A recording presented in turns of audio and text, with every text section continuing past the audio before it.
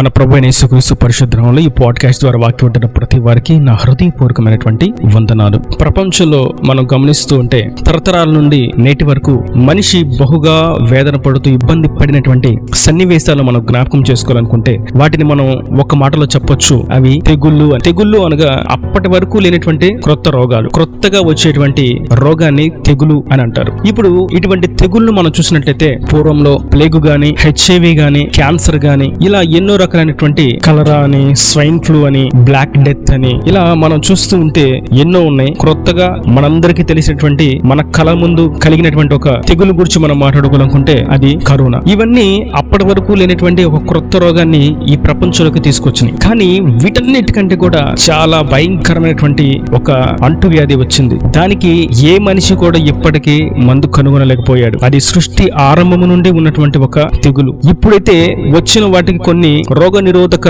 మందులను వాడడం జరుగుతుంది. కానీ ఆ రోగాన్ని నిరోధించడానికి ఏ మందులు లేనే లేవు. అది ఒకసారి తటస్థిస్తే ఇక దానికి తల వంచాల్సిందే. ఎంతటి యోధుడైనా, ఎంతటి వీరుడైనా, ఎంతటి ధనవంతుడైనా, ఎంతటి అందచందాలు కలిగిన వారైనా, ఎంతటి యోగ్యులైనా, ఎంతటి జ్ఞానయుక్తులైనా ఎవరైనా సరే దాని ముందు తల వంచాల్సిందే. అదే మనం చూస్తాం రోమిలికి రాసిన పత్రిక 5వ అధ్యాయము 12వ వచనం. ఇట్లుండగా ఒక మనుషుని ద్వారా పాపము ద్వారా మరణమును లోకములో ఎలాగూ ప్రవేశించును, అలాగునే మనుష్యులందరూ పాపము చేసినందున మరణము అందరికీ సంప్రాప్తమాయెను. ఆ తెగులు అందరికీ సంప్రాప్తమైంది. నేను వీరిని పట్టుకోను, వారిని పట్టుకోను, ఈ టాబ్లెట్ వేసుకున్న వారి దగ్గరికి రాను, ఈ సూట్ వేసుకున్న వాళ్ళ దగ్గర నేను రాను, ఈ కవర్ వేసుకున్న వారి దగ్గర నేను రాను, ఈ మాస్క్ పెట్టుకున్న వాళ్ళ దగ్గర నేను రాను, ఈ వస్త్రాలు ధరించుకున్న వారి దగ్గర నేను రాను అని అస్సలు అననే అనదు. అది ఎవరి దగ్గరికైనా సరే ధైర్యంగా వెళ్ళిపోతుంది. అదే మరణం. ఒక్క మనుషుని ద్వారా వచ్చినటువంటి ఆ తెగులు, ఒక్క మనుషుని ద్వారా వచ్చినటువంటి ఒక అంటు వ్యాధి, అదే మరణం. అది ఎవరి దగ్గర నుంచి వచ్చింది అంటే నేడు మనం చూస్తాం హెచ్ఐవి ఒక జంతువు నుంచి వచ్చిందనో, ఒక పురుషుడి నుంచి వచ్చిందనో, కరోనా ఒక మనిషి నుంచి వచ్చిందనో, లేదంటే ఒక జంతువు నుంచి వచ్చిందనో, ఏదో క్రిమి నుంచి వచ్చిందనో, లేదంటే ప్లేగు ఒక ఎలుక నుంచి వచ్చిందనో, ఇలా రోగాలు చూస్తుంటే, తెగులు చూస్తుంటే దానికి మూలం ఏదో ఒకటి అయి ఉంటుంది. అదే విధంగా ఈ మరణం అనేటువంటి తెగులుకి మూలం ఎవరు అని చూసినట్లయితే ఆదాము, అవ్వ. వారు చేసినటువంటి ఒక చిన్న అవిధేయమైనటువంటి క్రియ భూమి మీద ఉన్న సమస్త జనులకు తరతరాలకు ఆ అంటు వ్యాధి ఖచ్చితంగా అనుభవించాల్సిందే అనేటువంటి స్థాయిలోకి దిగజార్చి వేసింది వారి యొక్క అవిధేయమైనటువంటి క్రియ.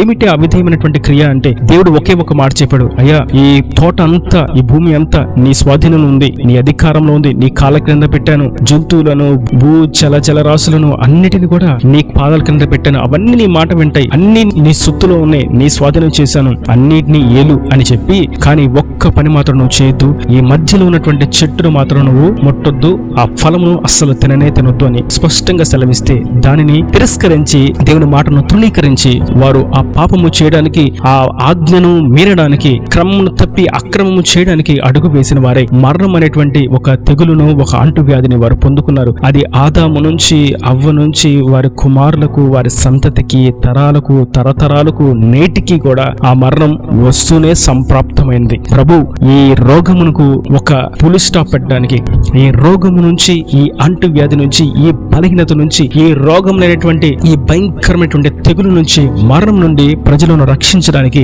ఆయన ఈ భూమి మీదకి శరీరధారిగా వచ్చాడు. ఆయన ఎందుకు వచ్చాడు ఈ భూమి మీదకి అంటే రోమీయులకు రాసిన పత్రిక 6వ అధ్యాయము 23వ వచనం. ఏలయనగా పాపము వలన వచ్చు జీతం మరణము, అయితే దేవుని కృపావరము మన ప్రభు అయిన యేసుక్రీస్తునందు నిత్య జీవము.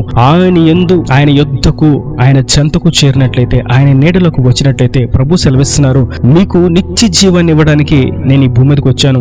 నేను మీ వ్యాధులన్నిటినీ నా మీద వేసుకున్నాను. మన పాప భారం అంతా, రోగ భారం అంతా, మన రుణ భారం అంతా, శరీరం నరకానికి పాత్రమవ్వాల్సినటువంటి ఆ భారాలన్నీ కూడా ఆయన మీద వేసుకుని, ఆయన సిలువలో ఒంటరే, ఆయన నలగొట్టబడిన వాడిగా, ఆయన వీపు నాగటి చాలా వల్ల దున్నబడినట్లుగా, రక్తము చిందించబడినట్లుగా ఆయన సిలువలో మన కొరకు మరణించాడు. ఆ మరణం ఎందుకు కొరకు అంటే మన వ్యాధి నుండి, మరణం అనేటువంటి అంటు వ్యాధి నుంచి, రోగం నుండి మనల్ని విడిపింప చేయడానికి. ఈ రోగంలోకి ఒకే ఒక సరైనటువంటి మందు, అది యేసుక్రీస్తు. ఒకే ఒక పరిష్కారం యేసుక్రీస్తు. ఇప్పుడు రోగం ఉంది అన్న సంగతి తెలుసు, తెగులు ఉంది అన్న సంగతి తెలుసు, మరణం ఉంది అన్న సంగతి తెలుసు. తెలిసిన తర్వాత కూడా ఆ రోగానికి తగినటువంటి మందు వాడకపోతే వారిని బుద్ధిహీనులు అంటారు, అజ్ఞానులు అంటారు, వారికి మతి లేదు అంటారు, వారు మనిషి స్వభావాన్ని కోల్పోయారు అని కూడా అంటారు. కారణం ఏంటంటే ఏదైతే చేస్తే వారికి ఆరోగ్యం కలుగుతుందో, ఏదైతే చేస్తే వారికి నెమ్మది కలుగుతుందో, ఏదైతే చేస్తే వారికి రోగం నుంచి, వ్యాధి నుంచి, తెగులు నుంచి విమోచింపబడతారో అది తెలిసిన చేసినా కూడా చేయకపోతే వారిని అదే అంటారు. ప్రభువు నేటి దినాన మనకు సెలవిస్తున్నాడు, మీ కొరకు నేను నిత్య జీవాన్ని సిద్ధపరిచాను. మీ తరతరముల నుండి వచ్చినటువంటి ఆ రోగము నుంచి, ఆ మరణం నుండి మిమ్మల్ని దాటించి నిత్య జీవాన్ని ఇవ్వడానికి నేను ఈ భూమి మీదకి వచ్చాను. ఆది నుండి ఉన్నటువంటి జనులందరికీ నా ద్వారానే విమోచన, ఇప్పుడు ఉన్న జనులకు నా ద్వారానే విమోచన, రాబో తరములకు కూడా నా ద్వారానే విమోచన. అందరికీ నిత్య జీవం నా ద్వారానే తప్ప ఎవరు తండ్రి వద్దకు రాలేడు. నేనే మార్గమును, సత్యమును, జీవమును అని ఆయన స్పష్టంగా మనకు తెలియజేస్తూ ఉన్నాడు. ఆయన ఎటువంటి వారి కొరకు మరణించాడు? ఇప్పుడు సాధారణంగా మనం చూస్తూ ఉంటే ఏదైనా తెగులు వస్తే వారికి వ్యాక్సిన్ వేయించుకోవడానికి డబ్బు ఉన్న వారికే వ్యాక్సిన్ వేస్తారు, అందరికీ వ్యాక్సిన్ వేయరు. ఆ రోగాన్ని పరిష్కరించుకోవడానికి వారి దగ్గర స్తోమత ఉంటేనే వారికి ట్రీట్మెంట్ ఇస్తారు. ఏ హాస్పిటల్కి వెళ్ళినా, ఏ చోటుకి వెళ్ళినా, ఏ వైద్యశాలకు వెళ్ళినా వారికి రోగం ఉందని తెలిసిన తర్వాత దానికి సంబంధించినటువంటి, దానికి కావాల్సినటువంటి సొమ్మును చెల్లిస్తేనే, వెల చెల్లిస్తేనే వారికి ట్రీట్మెంట్, వారి ఆరోగ్యానికి పరిష్కారాన్ని వారు చూపిస్తారు, ఆరోగ్యవంతులుగా మార్చి బయటికి పంపిస్తారు. అయితే అటువంటి రోగ నివారణను, స్వస్థతను, ఆరోగ్యాన్ని పొందుకోవాలనుకుంటే ఖచ్చితంగా జనులు వెల చెల్లించాల్సిందే. కానీ నేను ప్రకటించినటువంటి ప్రభు ఏ వెల మన యొద్ద నుండి కోరుకోవట్ల, ఏ ఖరీదును ఆయన కోరుకోవట్లేదు, ఏ ధనమును ఆయన అపేక్షించట్లేదు, దేనిని ఆయన సొత్తుగా చేసుకోవడానికి ఇష్టపడట్లేదు. ఇంకను మాట్లాడితే ఆయన ఎవరి కొరకు మరణించారంటే ఏ మాత్రము వెల చెల్లించలేని వారుగా, ఏ మాత్రము అడుగు తీసి బయటకు పెట్టలేని వారుగా, ఏ మాత్రం మాట్లాడలేని వారుగా ఉన్న వారి కొరకు ఆయనే వచ్చి దగ్గరకు వచ్చి ఆయన వారిని రక్షించాడు. దానికి సరైనటువంటి మాట మనం చూస్తాం. రోమీయులకు రాసిన పత్రిక 5వ అధ్యాయము 6వ వచనం. ఏలయనగా మనం ఇంకా బలహీనులమై ఉండగా క్రీస్తు యుక్త కాలమున భక్తిహీనుల కొరకు చనిపోయెను. భక్తిహీనుల కొరకు అసలు వాళ్ళకి భక్తి అంటే నేను తెలియదు, 1. 2 భక్తి అంటే ఏంటో తెలిసినా కూడా భక్తిని విడిచి తిరిగేవారు, వీరు భక్తిహీనులు. ఇటువంటి వారి కొరకు ఆయన యుక్త కాలమున అంటే ఆయన సరైనటువంటి యవ్వన కాలంలో, ఆయన వెల చెల్లించవలసినటువంటి సమయంలో, సిలువ వేయబడవలసినటువంటి సమయంలో, లోక రక్షణను కలుగు చేయవలసినటువంటి ఆ యొక్క సంకల్పమును ఆ దినమున ఆయన తన ప్రాణాత్మ దేహములను అప్పగించి వేశాడు. ఆయన ఎవరి కొరకు మరణించాడంటే బలహీనులుగా ఉన్న వారి కొరకు. ఈ రోజున ఈ వాక్యం వింటూ మీతో ప్రభు సెలవిస్తున్నాడు. మీ బలహీనులని మీరు బాధపడుతున్నారా? మీరు ఇరుకులో ఉన్నారని బాధపడుతున్నారా? మీరు ఇబ్బందుల కొలిమిలో ఉన్నారని బాధపడుతున్నారా? మీకు దిక్కు లేదని బాధపడుతున్నారా? మీకు సహాయం అందించేవారు లేరని బాధపడుతున్నారా? మీరు ఎటువంటి బలహీనతలో ఉన్నప్పటికీ ప్రభు సెలవిస్తున్నాడు, బలహీనులుగా ఉన్న మీ కొరకు నేను మరణించాను, మిమ్మల్ని బలవంతులుగా మార్చడానికి నేను మరణించాను. మీ బలహీనత అనేటువంటి ఆ తెగులు నుంచి, ఆ వేదన నుంచి, ఆ ప్లేగ్ నుంచి, రోగం నుంచి విమోచించడానికి నేను మరణించాను అని ప్రభు సెలవిస్తున్నాడు. మరియు ఇంకో విషయాన్ని ఆ క్రింద మనం చూసినట్టయితే 8వ వచనం, అయితే దేవుడు మన ఎడల తన ప్రేమను వెల్లడిపరుచుచున్నాడు. ఎట్లనగా మనం ఇంకను పాపులమై ఉండగానే క్రీస్తు మన కొరకు చనిపోయాను. ఇంకను పాపులుగా ఉన్న వారి కొరకు ఆయన మరణించాడు. భక్తులుగా ఉన్న వారి కొరకు కాదు, నీతిమంతులుగా ఉన్న వారి కొరకు కాదు, పరిశుద్ధులుగా ఉన్న వారి కొరకు కాదు, ప్రార్థన వీరుల కొరకు కాదు, గాని పాపుల కొరకు ఆయన మరణించాడు. నేడు నేను ఈ పాపంలో ఉన్నాను, ఈ పాపం నుంచి నేను జయించలేకపోతున్నాను, నేను బయటికి రాలేకపోతున్నాను, నాకు విమోచించేవారు లేరు, నాకు సహాయం చేసేవారు లేరు, నాకు మార్గం చూపించేవారు లేరు అని దిక్కు తోచని స్థితిలో ఉన్న మీతో ప్రభు సెలవిస్తున్నాడు, మీకును నేను మార్గాన్ని తెలియచేయడానికి, మీ పాపం నుండి మిమ్మల్ని విమోచించడానికి, విడిపించడానికి నేను మరణించాను. మీ పాపం వల్ల మీకు వచ్చేది చివరకు మరణమే. మీ పాపం వల్ల మీకు వచ్చేటువంటి జీతం మరణమే. కానీ ఆ మరణం నుండి నేను తప్పించడానికి, ఆ పాపం నుంచి విమోచించడానికి నేను ఈ భూమి మీదకి వచ్చాను. నేను నా రక్తాన్ని, నేను దోష రక్తాన్ని, పవిత్రమైనటువంటి రుద్రమును నేను చిందించాను. కనుక మీరు బలహీనులని, మీరు పాపంలో ఉన్నవారని అందరూ మిమ్మల్ని తృణీకరించినా, వెలివేసినా, దూరం చేసినా నేను మిమ్మల్ని ఆహ్వానిస్తున్నాను. ప్రేమతో, ఎంతో ప్రేమ, మిక్కటమైనటువంటి ప్రేమ, ఎడబాయని ప్రేమ, విడదీయలేనటువంటి ప్రేమ, ఏ జలములు, ఏ సముద్ర జలాలు కూడా ఆర్పలేనటువంటి ప్రేమ, అత్యున్నతమైనటువంటి ప్రేమ, మారని ప్రేమ, నిత్యము అనేటువంటి ప్రేమ,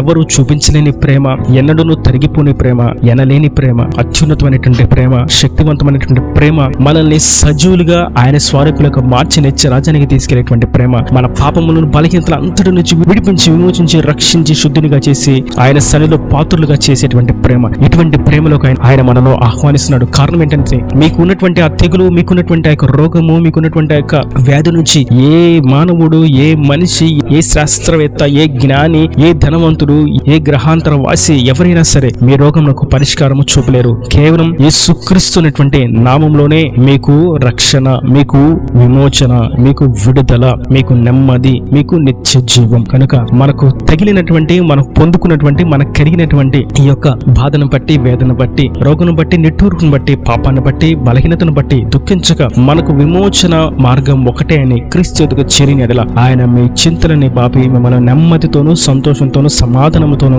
మిమ్మల్ని విశ్రాంతికరమైనటువంటి మార్గంలోకి నడిపిస్తాడు, నిత్య రాజ్యానికి వారసులుగా చేస్తాడు. ఈయన దేవుడు మాటల ప్రతి మన హృదయంలో ఇది కట్టి ఫలింపచేయను గాక. ఆమేన్. God bless you. తలలో మంచి కన్నుల ముచ్చటతో మీ కొరకు చిన్న ప్రార్థన. ప్రేమ స్వరూపీకరణ కటాక్షంతో నేను ప్రభువా వాక్యం ప్రతికి బిడ్డ జ్ఞాపకం చేసుకోండి తండ్రి. భయంకరమైనటువంటి ఏ మనుష్యుడు కూడా కనిపెట్టలేనటువంటి ఇవ్వలేనటువంటి గొప్ప రోగానికి మీరు మందును మీరు సిద్ధపరిచారు తండ్రి. అది ఒక్క మనుషుని ద్వారా వచ్చినటువంటి మరణం అనేటువంటి రోగం ప్రతి వారికి సంప్రాప్తమైనది. అటువంటి సంప్రాప్తమైనటువంటి ఆ భయంకరమైనటువంటి రోగానికి మీరు విమోచన కలుగు చేస్తూ బలహీనులుగా పాపులుగా ఉన్న వారి కొరకు మీరు మరణించి యుక్త కాలమున మీ రక్తంలో చిందించి మాకు నిత్య రాజ్యాన్ని ఇవ్వడానికి అయ్యా మీరు వచ్చి ఉన్నారు. ఈ వాక్యం ప్రతి ఒక్క బిడ్డను కూడా అట్టి విధంగా మీరు ఆశీర్వదించండి. రక్తంలో కడగబడినట్లుగా నీకు స్వరూపులకు మార్చబడినట్లుగా నీకు సాక్షులు జీవించినట్లుగా విమోచింపబడినట్లుగా రోగాల నుండి వ్యాధుల నుండి విడుదల పొందినట్లుగా సహాయం చేసి పరలోక రాజ్యానికి వారసులుగా చేసుకోమని పరిశుద్ధాన్ని ప్రార్థించి పెట్టుకుంటాను తండ్రి. ఆమేన్ ఆమేన్.